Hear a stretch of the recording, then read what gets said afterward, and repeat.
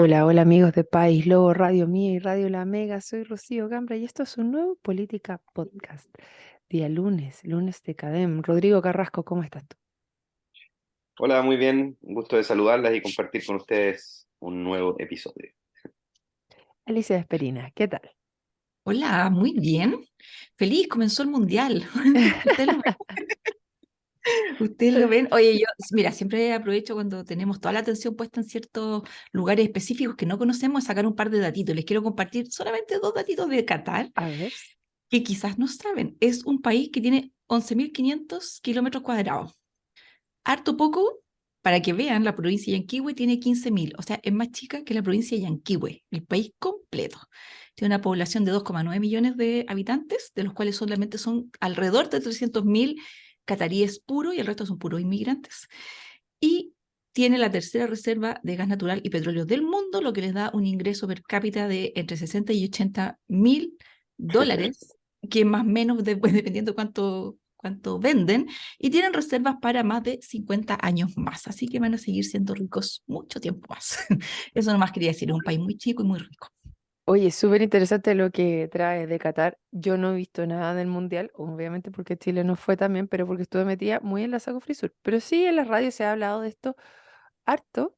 Y antes de irme a la radio, a la Sago, les quiero contar que era muy interesante porque hablaban del marketing que está alrededor del mundial y cómo las marcas, y a pesar de que Qatar es un país muy rico, hay varias controversias relacionadas con el mundial. Una, la forma en la cual se lo llevaron, o sea, que se lo adjudicaron el tema Qatar, y lo otro, por todas las reglas que tiene el país, donde se ponía en jaque, por ejemplo, la artista que iba a presentar el Mundial de Qatar, donde Dua Lipa, por ejemplo, se restó muy, mm, ¿cómo podríamos decir? Estaba como incómoda con ir y finalmente se termina arrestando porque estaba muy encima o no sé qué excusa finalmente utilizó, pero se baja y Shakira sería la que estaba finalmente que se lo va a llevar y yo no sé si Alicia fue ya en la apertura donde aparece, pero estaban ahí mucha tensión puesta por qué era lo que iba a pasar, dadas todas las restricciones de vestimenta y restricciones hacia las mujeres, sobre todo que hay en ese país. Así que interesante el site, aparte de lo que es el fútbol propiamente tal. Es que es muy interesante porque la cultura es tan distinta a la nuestra. Piensa usted que es un emirato. Un emirato, el jefe de gobierno es un emir, que es como un equivalente a un rey. Esta es una familia que lleva gobernando más de 170 años, que tiene el poder total y absoluto. O sea, lo que decide el emir se hace. Entonces, son como sociedades que uno no entendería. Y bueno, por supuesto, las reglas que tienen para las mujeres son sumamente restrictivas, le tienen que pedir permiso al marido, al tutor, al hombre que está a cargo de ellas para todo, en fin, es una cosa muy, muy rara. Si uno ve las galerías, qué sé yo, de estos estadios, ve muy pocas mujeres, es cierto.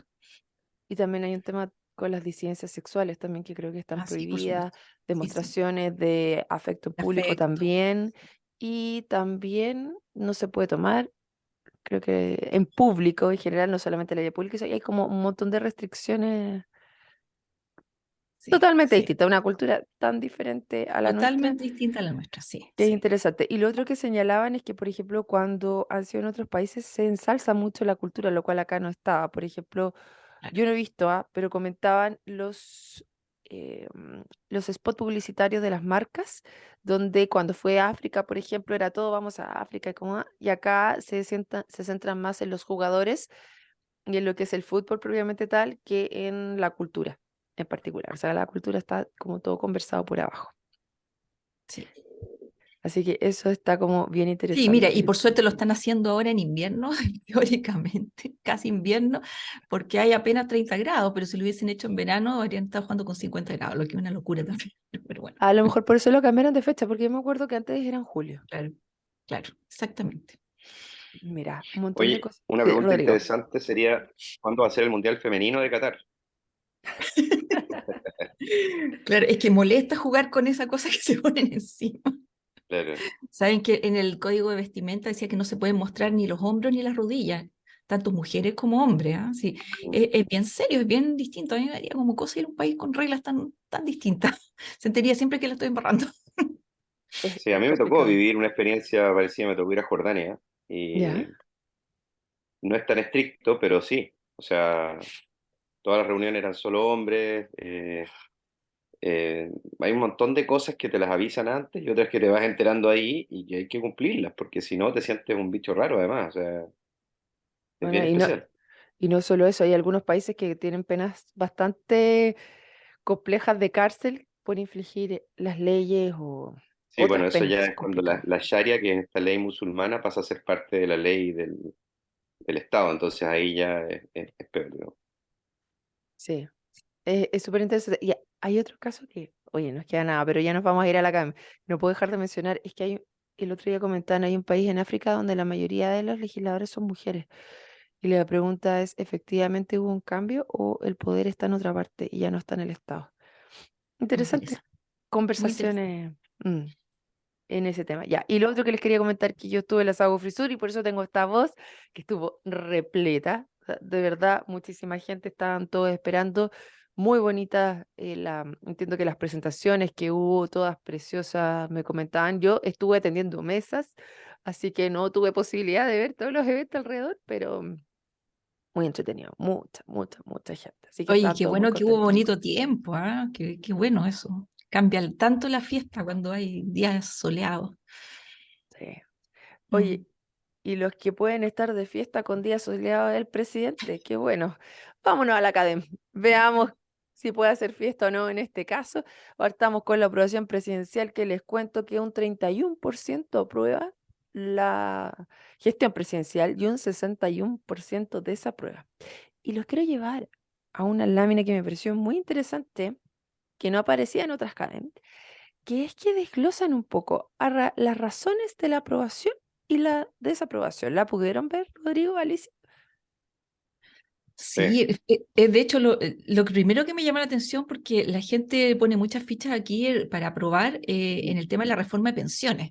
Y si bien es cierto, la reforma de pensiones era algo muy anhelado y muy necesario de abordar y me parece muy bien que este gobierno lo está haciendo, los números que hay detrás todavía son un misterio. Entonces yo digo, ¿cómo la gente está quizás feliz con la ilusión? Pero todavía eso no significa ni por lejos que las pensiones, que es lo que interesa, vayan a mejorar o no, ni cuándo lo van a hacer, porque efectivamente empieza la discusión y por lo menos a mí que me gusta mirar los números, he tratado de buscarlo y muchos centros de estudio también están en la misma, pidiéndole al gobierno que diga sobre qué proyecciones de números hizo todos los supuestos para mejorar las pensiones, porque de eso depende que la fórmula tenga o no el resultado que se espera. Así que muy interesante que la gente esté como de nuevo como con la esperanza y eso le da razones para evaluar bien un gobierno.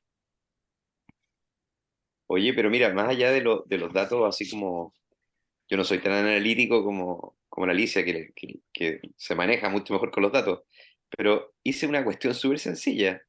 Comparé esta encuesta, este resultado, y lo que se ha ido dando en los últimos meses con el famoso 4 de septiembre, o 3 de septiembre, ya no me acuerdo qué día fue. 18. Eh, 4 de no, septiembre. Sí, 4 de septiembre. El el otro es 4, 18 de octubre. 4 hubo un resultado determinante para Chile, histórico, y coincide perfectamente con lo que está mostrando esta encuesta en términos de tendencia. Entonces yo creo que al final es eso, un país que está con un 60 y tanto por ciento, o no sé, llamémosle dos tercios, que tiene una visión, que tiene una perspectiva, que tiene ideas de cómo quiere un país, y un tercio que está en una línea distinta y que cree que las cosas son un poco más extremas o que cree que las cosas son más en esta izquierda antigua, llamémosle, pero reformateada. Entonces, yo lo veo así en simple, como que claramente este país definió y vuelve a seguir mostrándonos hacia dónde quiere ir. Me perdí en tu diagnóstico, Rodrigo, porque tú te refieres a la aprobación presidencial, te refieres a las propuestas que habían detrás. No, estoy hablando del número más básico, que es el rechazo y aprobación al presidente y a su gobierno. Ya. Coincide perfectamente con el 62% que obtuvo el rechazo a esta reforma constitucional que se plantea, o no, a esta nueva constitución. O sea, Entonces, tú dices, Rodrigo, que en el fondo hay 2/3 del país que la verdad que ya como que le cerraron la puerta a este gobierno y como que pase lo que pase, la verdad que va a ser No muy solo a difícil este gobierno, recuperar. es Es, a todo lo que plantea la izquierda más radical, a todo lo que hoy día representan las dos coaliciones que están gobernando. Este país le ha ido diciendo, y con un resultado categórico, porque un plebiscito con una masiva votación, que fue el 4 de septiembre, y todo esto se va refrendando en los datos que dan las encuestas previo al plebiscito y posteriormente al plebiscito. Por lo tanto, yo creo que el presidente tiene que darse cuenta que hoy día está gobernando para un tercio. Igual, Y no mm, es solo cosa de dar señales, yo creo que tiene que ser de verdad un cambio profundo en su estructura de gobierno.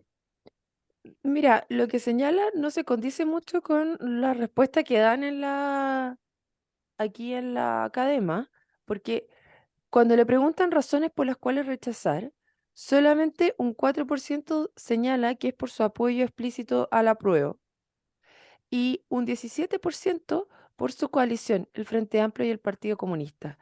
Yo creo, más que por el lugar en el cual él está situado, es por no solo que efectivamente esté dando señales, en, verbalizando algunas cosas, pero sí que se vayan haciendo cargo de las problemáticas que a la ciudadanía le interesan.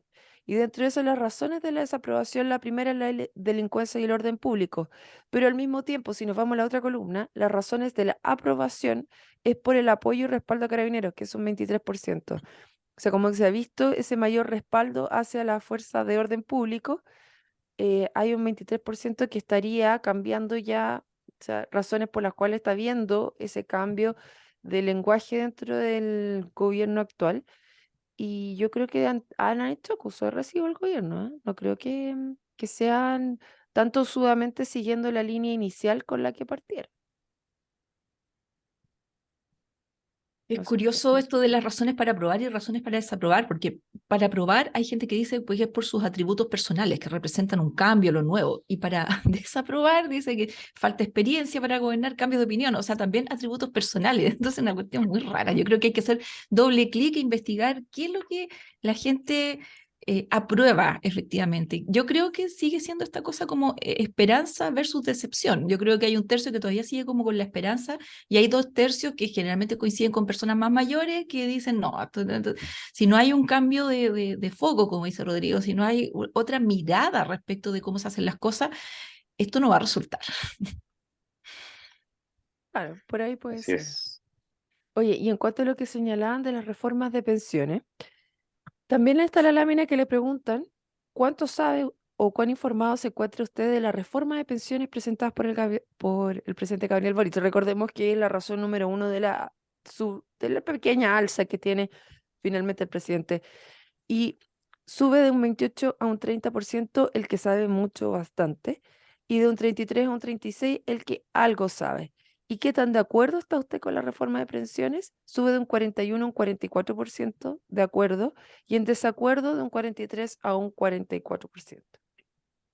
Así que ahí, Oye, pero es que sigue habiendo cosas tan incoherentes, porque ¿cómo la gente sabe mucho o bastante si yo les digo, claro, los números todavía no están? A ver, voy a hacer aquí un paréntesis y lo voy a ligar con algo que pasó el fin de semana. Yo no sé si ustedes estuvieron pendientes de las noticias de un lamentable accidente que hubo en el aeropuerto Jorge Chávez de Lima, en donde un avión, en el minuto de que iba tomando la carrera para despegar, se le cruza un convoy, o sea, venían 3 vehículos de estos carros de bomberos, ¿verdad? Que van a atender las mismas emergencias del aeropuerto que están haciendo un simulacro. Se cruzan por la pista y lamentablemente se encuentra el avión con uno de ellos y le pasa por encima, bueno, y fallecen las 2 personas que iban en el camión. El avión tuvo que abortar el despegue, por supuesto, se incendió, pero ninguno de los pasajeros les pasó nada. Bueno, eso tan lamentable que se supo al segundo, porque todo el mundo está con cámara y grabándolo todo. En los medios, en la tercera específicamente, ponían la noticia, decía, se incendia un avión en el aterrizaje. Y según ellos, el avión venía aterrizando, le cayó encima un camión. Entonces, y yo empecé a leer estas noticias y dije, pero esto es un medio oficial. Y puso que el avión venía aterrizando cuando era tan fácil de chequear que el avión iba despegando. Entonces, si son capaces de publicar ese tipo de cosas sin chequeo, digo yo, es muy fácil y ahora lo ligo con lo que quería decir, que uno saque conclusiones de información que te publican basado en muchos supuestos. Tienes un dato y los otros 10 los supones, y en base a eso armas una noticia. Entonces, por eso yo estoy tan a la expectativa de los números con los que se hicieron estos estudios para presentar la reforma de pensiones, porque eso te va a indicar un poco cuál es la orientación. ¿Qué suponemos, por ejemplo? O solo un capítulo que es súper controversial. ¿Qué va a pasar con la PGU para inmigrantes, por ejemplo? ¿Está considerada, por ejemplo? Porque eso es plata que viene de los impuestos, por decir algo. En fin, muchas dudas. Yo aquí supongo, en el tema de la PGU, que tienes que tener un mínimo de imposiciones dentro de tu vida trabajada. Supongo yo, sería como lo razonable. Me imagino que dentro del proyecto de ley que ya está, debiera ser, porque la PGU ya es ley en Chile y ya se está pagando am, a los pensionados el día de hoy. Entonces, eso debiera estar dentro de la ley, Alicia, y no creo que se modifique. Pero ese es mi supuesto. Yo creo que no se modifica esa particularidad. Y en lo que señalas, claro, efectivamente tienes ahí la instantaneidad de la noticia versus el chequeo de los datos, em, que de repente vale la pena demorarse un poquito más, pero tener la información y está muy rápido. Ya estamos asidos a decir algo inmediatamente sin tener todos los datos y hacer juicios de valor que de repente son equivocados, ¿no? Así es. Así es. Rodrigo, ¿quieres comentar algo al respecto? No, no, estaba ahí atentamente escuchando, pero claro, yo creo que hay un punto de inflexión que no ha llegado todavía y que yo creo que va a ocurrir dentro de este verano, quizás marzo, cuando ya el gobierno cumpla un año. Tengo como entre la impresión y la esperanza también, por otro lado, de que en buen chileno se van a pegar el cachofazo y vamos a tener un futuro más claro. Quizás la economía quizás mundial no acompaña, pero hay muchas cosas que se pueden hacer a nivel local para que todo ande mejor. Y yo veo que no se están haciendo. Entonces, esperaría que ocurra estos cambios, ¿ah? Y que tengamos un gobierno que en los 3 años siguientes pueda tener mejor aceptación ciudadana, que yo creo que es lo esperable, y que al mismo tiempo ocurra un proceso político de transición normal y bueno, yo así lo veo un poco hoy día, digamos. Bueno, hay algunos que tenemos más esperanzas que otros. Yo les creo las buenas intenciones. Esperemos que logren cumplir las expectativas lo más rápido posible por el bien de todos, porque si este gobierno le va bien, a todos nos va bien. Y dentro de las cosas que salen en la Academia de la Evaluación, no solo el presidente, sino en este caso a su equipo de gobierno, donde la más conocida de todas es la secretaria vocera de gobierno, la ministra vocera de gobierno, Camila Vallejos, con un 94. Y después viene Carolina Toa con un 86% ministra de Interior. Giorgio Jackson, ministro de Desarrollo Social, con un 84%. Pero ¿cómo les va? A pesar de que la ministra es la más conocida, Camila Vallejo, tiene un 47% de aprobación y un 50% de desaprobación. La ministra Carolina Toa tiene un 63% de aprobación y un 32% de desaprobación. Y el mejor Ujú, evaluado de todos es el subsecretario Manuel Monsalve con un 66% de aprobación y un 27% de desaprobación, ¿eh? Después Mario Marcel, 61 contra 34. Jimena Aguilera, a ver, ¿se acuerdan quién era Jimena Aguilera? Sí. Que la vez anterior salió la ministra mejor evaluada, es la ministra de Salud. Jimena Oye, Aguilera pero 61-30. aparece Silvia Díaz, que yo no sé quién es. Silvia Díaz. No me Sí, parece Oye, esa pero yo creo que información. es es la primera primera vez, lámina, al final. creo que es primera vez en la historia de esta encuesta que aparece un subsecretario comparado con ministro. Sí, puede ser, ¿eh? Es que Puede un ser. subsecretario relevante, porque tiene que ver con los temas más complicados del país. A mí lo que me llama la atención profundamente está la No, pero ministra. Alicia, perdona, ¿Ah? siempre ha sido relevante el subsecretario Interior, pero ahora se hace relevante porque ha estado a la altura y ha corregido incluso acciones deficitarias de lo que fue la ministra anterior, la ministra Siches. De acuerdo. Y ahora está al lado Y de ahí, su ahí la- ministra ahí y están codo a codo, muy bien evaluados ambos, ¿ah? Así que se Sí, espera que pero tenga resultados.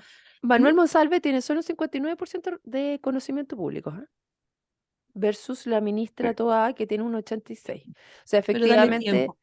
efectivamente se puede haber dado ese efecto, porque si vemos, Manuel Monsalve, cuando estaba la ministra, alcanzó su pic Monsalve el 65 puntos en septiembre. Oigan, Partió pero que nadie lo conocía y después 41 en abril, 45 en junio, 55 de conocimiento, justamente por lo que está diciendo Rodrigo. Él tomó mucha relevancia porque salía a matizar muchos de los dichos que decía la ministra en ese a minuto. enmendar.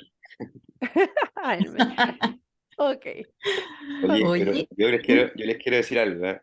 Hoy, 21 de noviembre, acuérdense de mí que ahí ya. en esas dos ministras, que además representan a las dos coaliciones del gobierno, están las dos futuras candidatas de esas coaliciones para la próxima elección presidencial.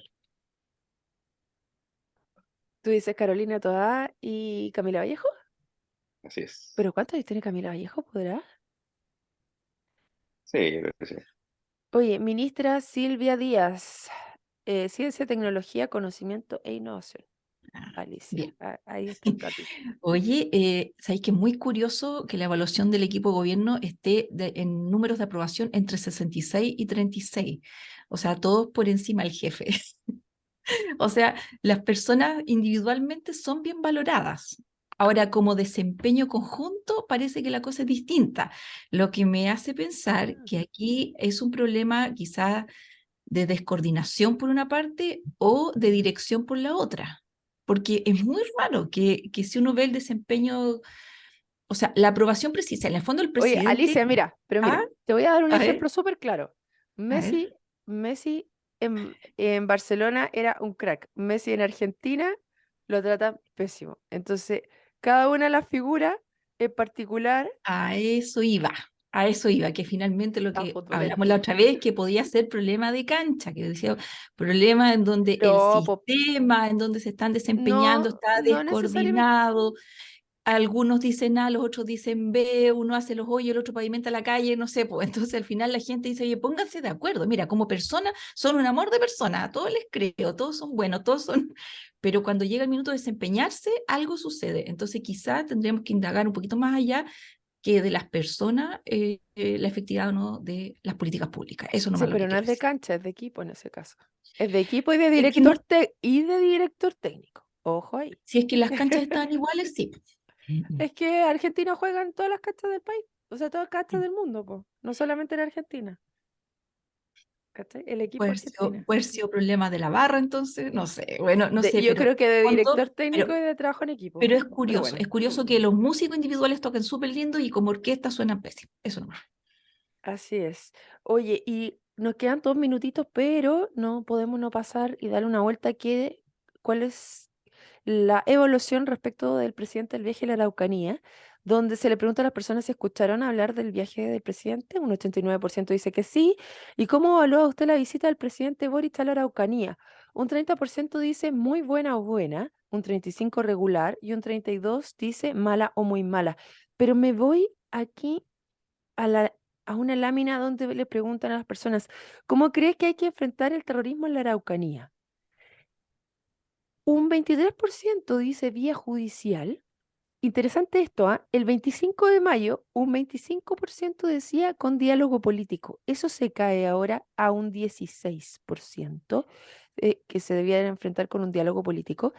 Y en relación a las Fuerzas Armadas, un mayo un 44% creía que era la respuesta al terrorismo en la Araucanía.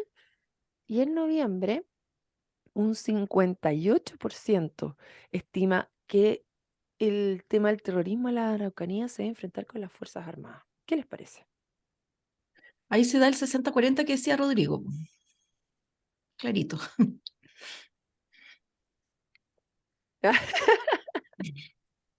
Para los A que mí me nos parece malo, la están... verdad, que tengamos que, oye, no, pero me parece malo que tengamos que llegar a eso. ¿Ah? Yo creo que es deber de los gobiernos, y no quiero decir ninguno en particular, pero es deber de los gobiernos que estas cosas no ocurran.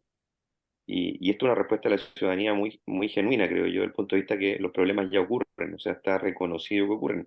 Acordémonos que años atrás había muchos políticos que desconocían el problema siendo un problema real. Entonces, es ahí el problema. El problema está en la política, no está en la ciudadanía. Sí. Para los que no nos Sí, están viendo, les comento que cuando Alicia hizo la aseveración hacia Rodrigo, que fue gracioso porque levanta sus manos, señal de bueno. Y yo lo digo, para traducir un poco el todo, gesto. todo calza apoyo. Claro, y en la lámina siguiente, las razones de la violencia en la Araucanía, mayoritariamente la gente cree que es la presencia de grupos violentistas y terrorismo. Efectivamente, si es que ese es el problema, si es que hay presencia de grupos violentistas, ¿qué diálogo ni qué nada? O sea, aquí en el fondo hay que aplicar la fuerza, separar la paja del trigo y quedarse efectivamente con los que quieren conversar. Pero mayoritariamente son personas que no quieren conversar. Así que, bueno, es evidente, es bastante coherente para mi gusto lo que señala esta encuesta.